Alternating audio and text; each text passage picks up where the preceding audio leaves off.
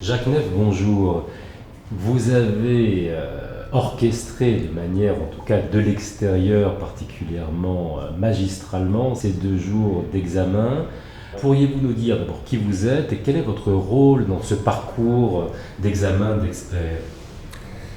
Je suis Jacques Neff, je suis expert CNES maintenant depuis un certain nombre d'années, spécialiste en horlogerie ancienne.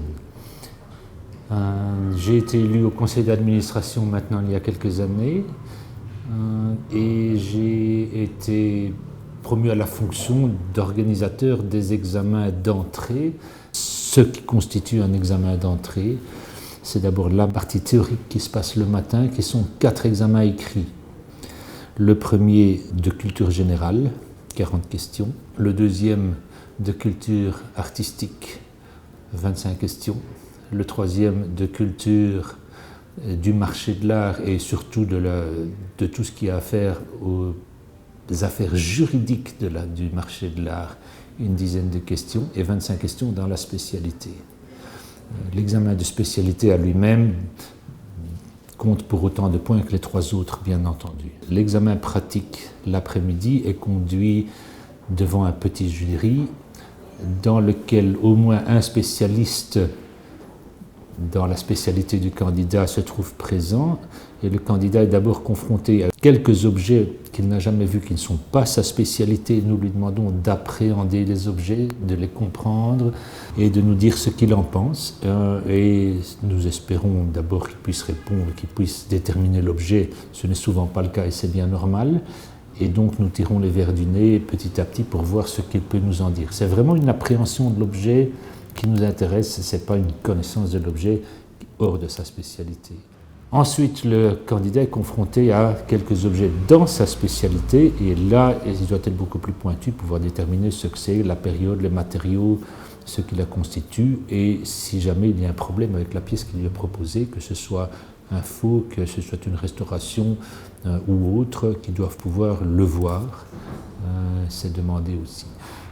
Quand tous ces examens sont déroulés et corrigés, tous les membres des jurys se réunissent et nous examinons cas par cas tous les candidats qui se sont présentés dans la journée pour voir s'ils passent l'examen ou si, dans certains cas, il y a éventuellement un examen représenté dans lequel il y avait une faiblesse, que ce soit un examen théorique ou pratique, et dans certains cas où le candidat n'est pas invité à se présenter à la CNES parce que l'échec était trop important dans plusieurs branches ou que le candidat était vraiment trop faible et nous demandons soit que le candidat revienne s'il le désire dans plusieurs années quand il sera prêt ou que le candidat, dans certains cas, des candidats n'ont pas été réinvités à se présenter. Et ceci, même s'ils exercent dans une spécialité depuis un certain nombre d'années. Tout à fait. Ça ne veut pas dire qu'ils sont compétents.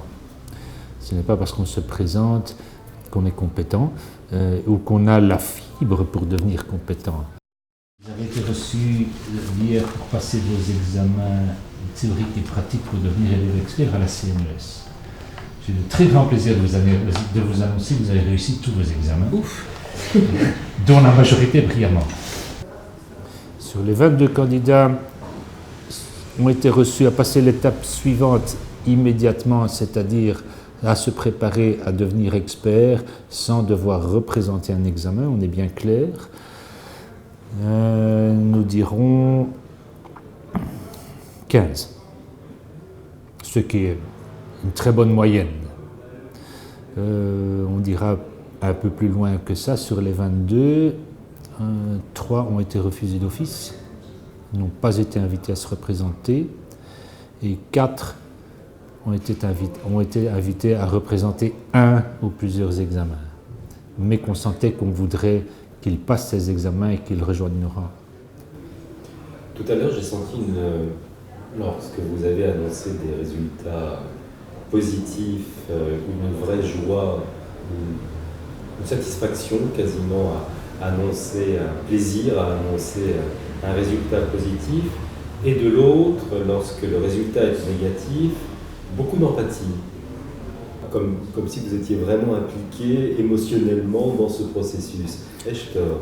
Non, pas du tout. C'est vraiment Pour moi, c'est un long processus que de préparer les examens, de préparer aussi les candidats le mieux possible à se présenter à l'examen pour les réussir. Donc, nous préparons d'avance un laïus qui leur dit, qui leur donne la route à suivre.